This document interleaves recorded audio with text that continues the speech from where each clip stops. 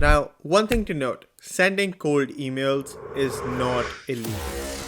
However, sending them incorrectly in the United States is a federal offense and you can get fined up to $51,000 per email and end up in jail. So, I know this might sound a little bizarre, but if you're sending cold emails already or thinking of them to grow your business, then there are some crucial things you need to know and follow. So, the official name of the act is the Can Spam Act, and it is a US based law. The FTC is responsible for the Can Spam Act and the accompanying Can Spam rules. So, it is mainly concerned with protecting consumers from receiving spam messages, calls, emails, and texts. In this video, we'll be talking about the act in the context of cold emails. So, just to lay out some of the technical details, it covers all commercial messages, meaning any email message sent with the primary purpose of commercial advertisement or promotion of a commercial product or service.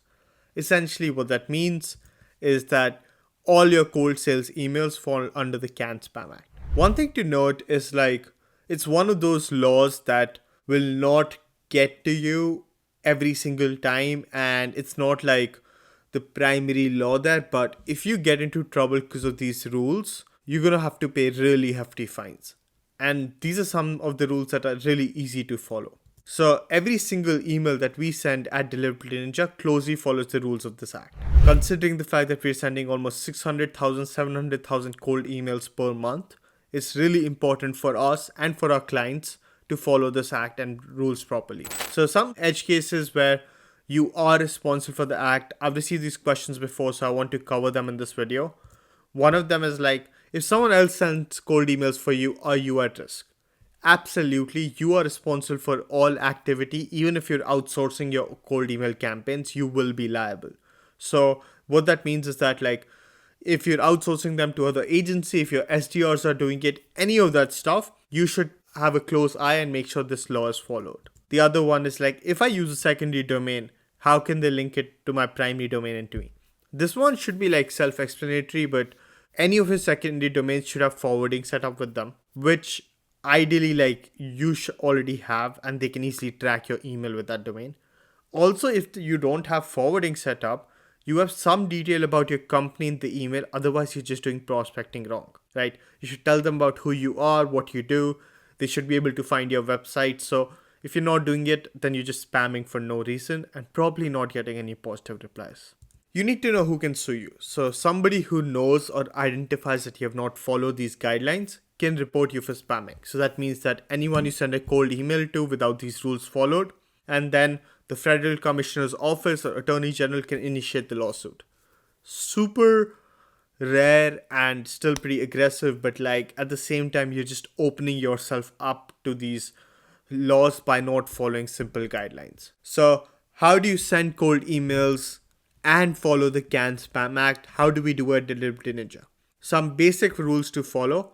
Number one, be clear about what you're selling.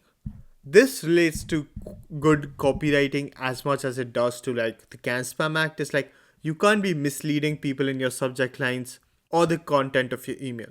Let the prospect know that it's a marketing email from a company stating what you do and what will be the call to action. You don't need to actively say, hey, this is a cold email, I'm trying to sell you something. But they should be aware that this is a marketing email from a company.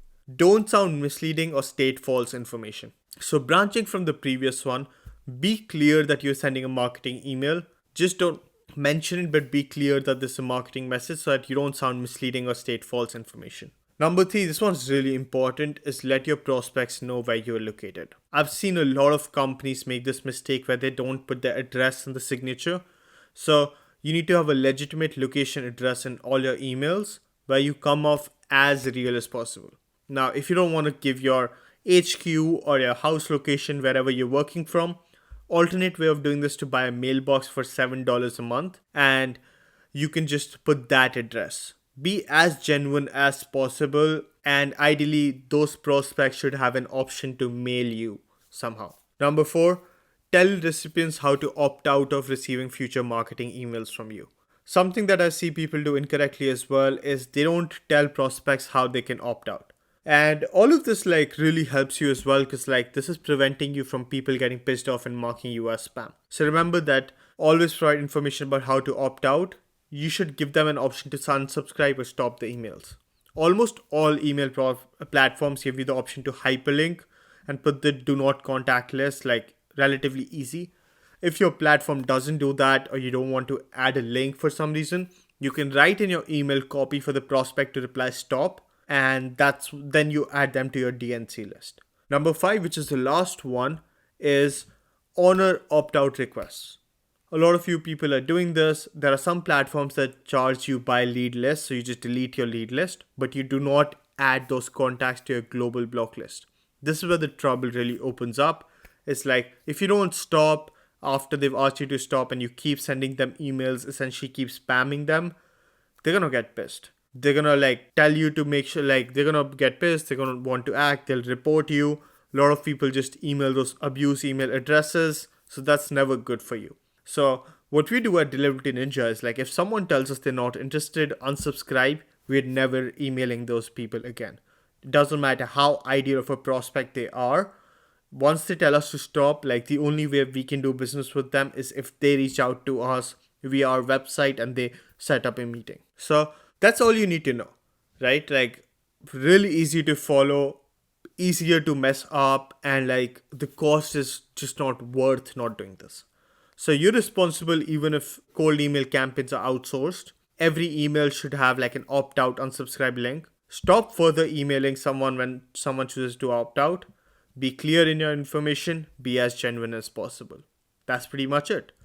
Now, despite the CAN Spam Act, right, I personally feel that these are practices you should be following organically as well without the fear of any lawsuit, as these are just a few points to keep in mind. And this is just going to improve your cold email copy because these are really, really solid reasons that you should be doing anyway. So necessary to be careful because you never know if you somehow come across a person who doesn't like cold emailing or and receives a cold email, they might act out. One thing that I've definitely seen is like people, especially when you email lawyers or something like that, you should be a lot more careful because statistically those people are more likely to sue you. But I'm not really sure. I don't have hard data on that. And yeah, let me know if you guys have any other questions. Happy cold emailing. And for legal reasons, this is not any legal advice, purely meant for informational purposes or parody.